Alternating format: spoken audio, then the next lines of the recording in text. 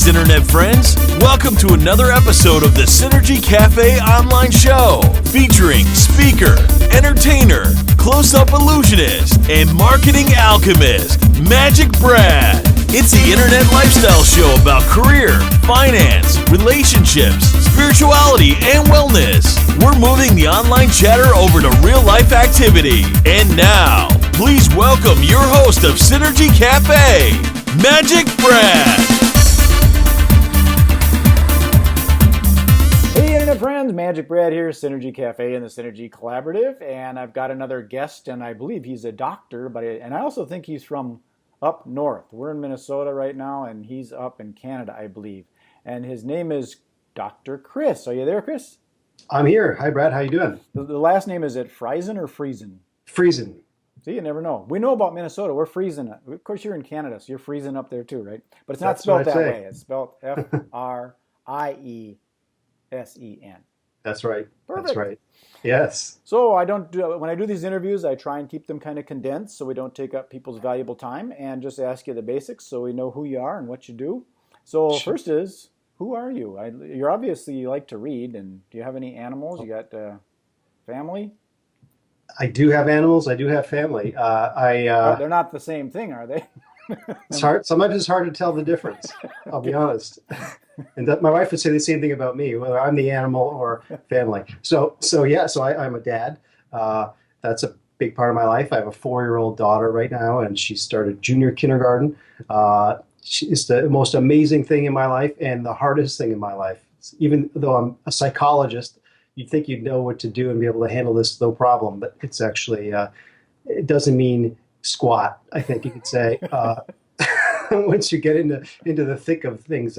So I have animals. I have 2 cats, 2 Himalayan cats. I live up in Canada. I live in the Niagara region. I'm from Toronto, the big city in Canada, but I moved out here about 6 years ago into the Niagara region. It's near Niagara Falls, near Buffalo.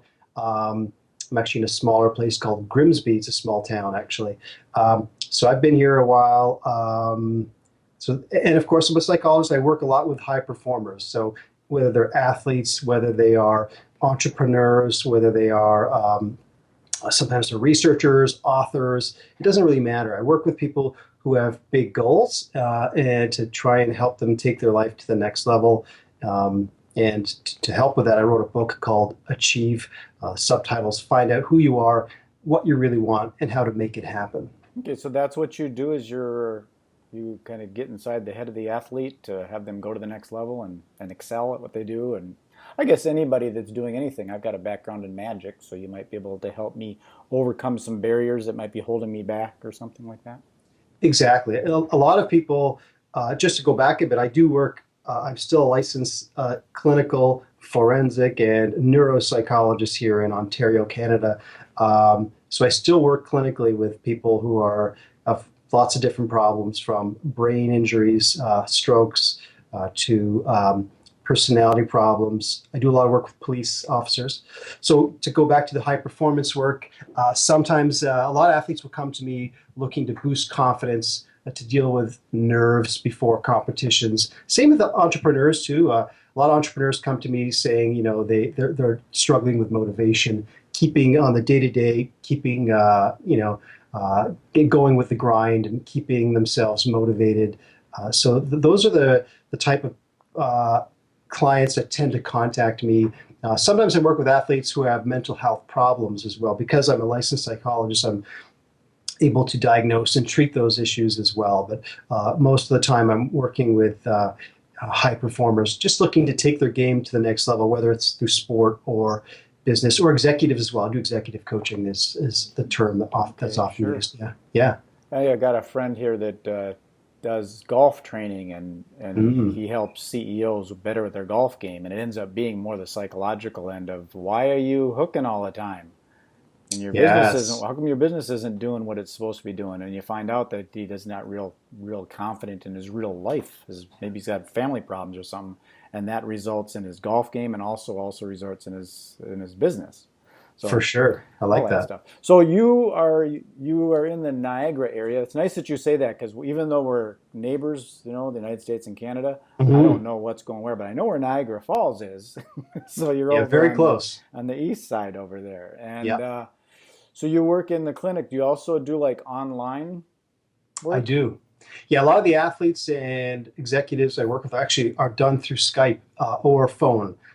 So I do a lot of that work because they're not local to me. And most people enjoy it. I love doing it, and we everything is easily accessible. I do, I send measures to them like personality measures, things like that, and it's all done online. It's all quite simple now. So most people with a smartphone can do this.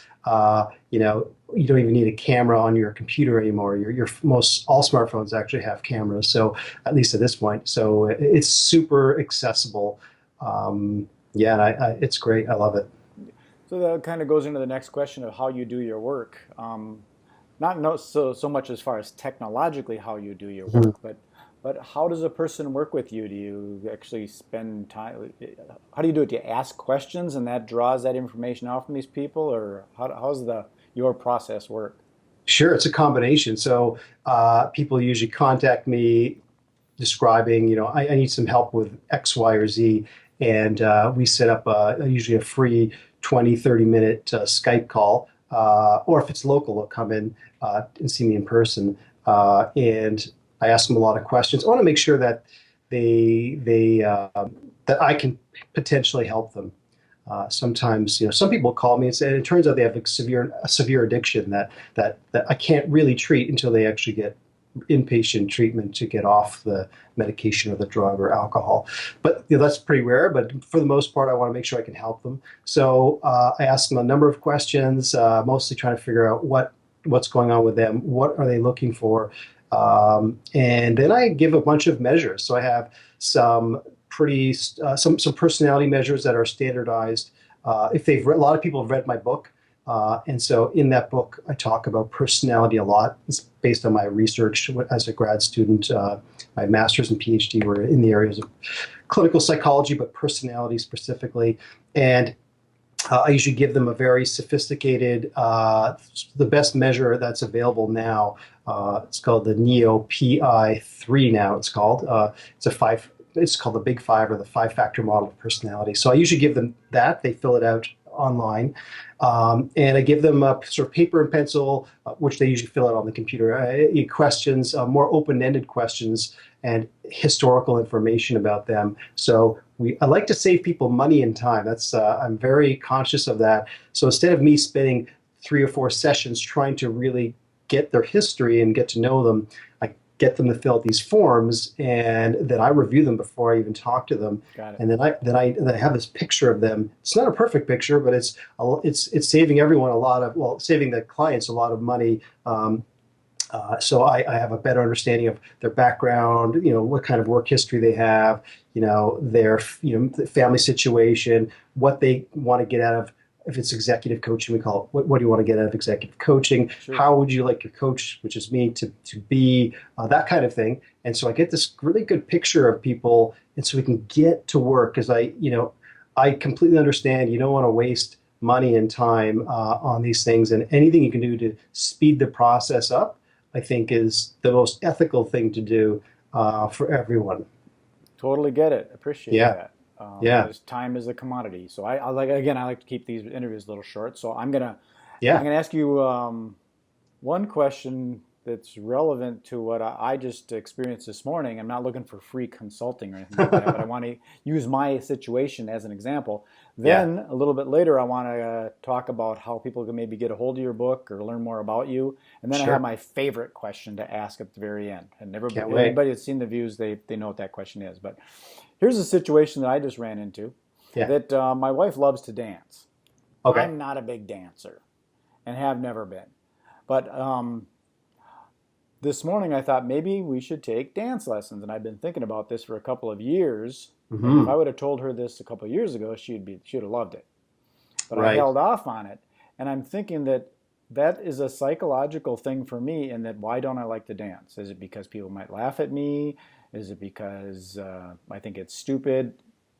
And those things, if I was to take the dance lessons and get more confident in my ability to jump around on a dance floor, that may help me with other elements of my business and my life, because it's going to break that lack of confidence in the dance realm, which is going to reflect in multiple other things in my life. Is that correct in saying that? That is extremely correct. I have lots to say about that. You want me to jump in? I'm not sure if we'll have time. We might do another one on it, but sure. But I'm glad that's, because I've heard of the situation, like if you can just fix one thing, it doesn't just fix one thing. So if somebody paid you $10,000 to fix one thing, it might fix 100 other things that are in their life. And you can comment on that a little bit. Okay, yeah. So one thing I'll say is there's something called the principle of exposure. So one of my strengths is, because I have a strong history in clinical psychology, so dealing with people or helping people with different mental health problems. So I've seen people at their absolute worst and people at their, like people in the Olympics, they're at their absolute peak. Usually these are different populations, but sometimes they overlap, of course. But the principle of exposure means this. There's a gigantic myth out there in self-help books that you need to convince yourself that you're confident, that you're good enough, all these sorts of things. But the reality is confidence, it comes much faster and much easier from doing. So for example, making yourself do things you're uncomfortable with increases your confidence. So I told my wife about this. She just got done posting it on Facebook. So now I've exposed myself. Well, yeah. Now you can't get out of it. So Correct. Now you have a public commitment, which is actually in my book. I talk about public commitments with goals. So once you make a goal or a public commitment, it's much harder to go back. When I actually wrote my book, let me see if I can find it here. I had a little, it's right here. I had this little thing. Let's see if you guys, the viewer, can see this. I had this little note that I put on Facebook. And it says, in case people can't read, it says, I will publish my first book by June 2016. I ended up publishing it in April, but I put this on Facebook. It was something called The Legendary Life. It's actually another podcast I was on, and Ted Rice, he has this thing called the Legendary Life Movement, which is helping people achieve their goals. So you make this public commitment on Facebook, which I took a picture of myself holding that, and then everyone now knew. And so it wasn't just a secret in my head. I'm working on this book that I can take 10 years. I made a deadline. I made a public commitment, just like you're doing. Right. It's really hard for you to back out. It's actually good for you as long as I'd get my ass kicked if I backed out. That's right. That's right. So it's a good thing in the end. So long story short, when you don't need to convince yourself that you're confident. You just need to go do things that are uncomfortable, allow yourself to feel uncomfortable, and that will give you confidence. And you'll prove your negative thoughts wrong, because you're going to have all these doubting thoughts, and you're going to prove it wrong by doing the dancing, and it will spill over into other aspects of your life because you're not listening to these doubting thoughts. Got it. Yeah. That's what I was thinking this morning when I woke up this morning. My head was racing on that kind of thing. So that's exactly what's happening. So look out, world. So if you would express a little bit of how to get a hold of you, how to find your book and all that thing, I'm assuming it's out there on the internet somewhere. And then I'm going to ask you my favorite question. Sure, yeah. So my book, Achieve, Find Out Who You Are, What You Really Want, and How to Make It Happen. It's on Amazon. It's on paperback. You can get paperback. You can get Kindle. And it's relatively more recently on Audible. I had a really good voice actor do it, Chris Abel. He does like Fox commercials, things like that. Cool. I love it. I had 70 guys, actors, about 60 or 70, I forget now, audition for it. And he was the one I picked, and I love him. It's great. So you can get the book on, if you go to my website, friesenperformance.com, there's links to my book. There's links to articles I've written for success.com, various podcasts I've been on. I have a blog there where I write about confidence, anxiety, that kind of thing, productivity. And you can get on my mailing list that way. Of course, I'm on Twitter, at Friesen Perform, right? Facebook, if you search Friesen Sport and Performance Psychology. And of course, I'm on LinkedIn as well. So those are the best places to catch me. Okie doke. Well, here's my favorite question, and this is the big why question. Why is it that you're doing this? Why aren't you like an animal trainer? Why aren't you why don't you have your own bookstore? Obviously, you got a lot of books. You love books. I do. Why did you select this as your career and occupation to do this? There's a longer story. I'll give you the short version of it. I was kind of an anxious kid. I was really bad. I was a really bad student. I wasn't quite fail. I was getting like 50% in most of my classes in school. I hated school. I started playing sports, played hockey as a goalie, excelled in hockey, and realized that eventually that hockey, I was not going to be in the pros, and I better do something really fast with my life. And I didn't think I could do this, but I applied what I learned from hockey and the self-help books I read, like Tony Robbins' books, Stephen Covey's 7 Habits of Highly Effective People. I read these when I was like 15 or 16. And I started to apply that to school, went to school, and I loved everything to do with psychology and health and, improving oneself. And, that's, long story short, that's where I am today. I love helping people. I love sharing the knowledge that I spent all this time reading these books and sharing that knowledge with people who are interested in improving their lives. And there's no greater pleasure for me than to do that. Well, that's good to hear. That's the very common answer that I get for that big why question. Was it Simon Sinek that wrote that book, Start With Why? Yeah. It got very, very popular, and very rarely do I get one say, well, I'm doing this to make a lot of money. It's usually to help people. Yes. And yes. That happens after. Okay, well, I appreciate you taking the time. If you want to stay on, we'll chat for a little bit. And other than that, what I do is I record this and put it up to YouTube and then propagate out to the universe. And hopefully someone will click on something and find you. Awesome. Thanks, Brad. So appreciate it. Thank you, Chris. Take care.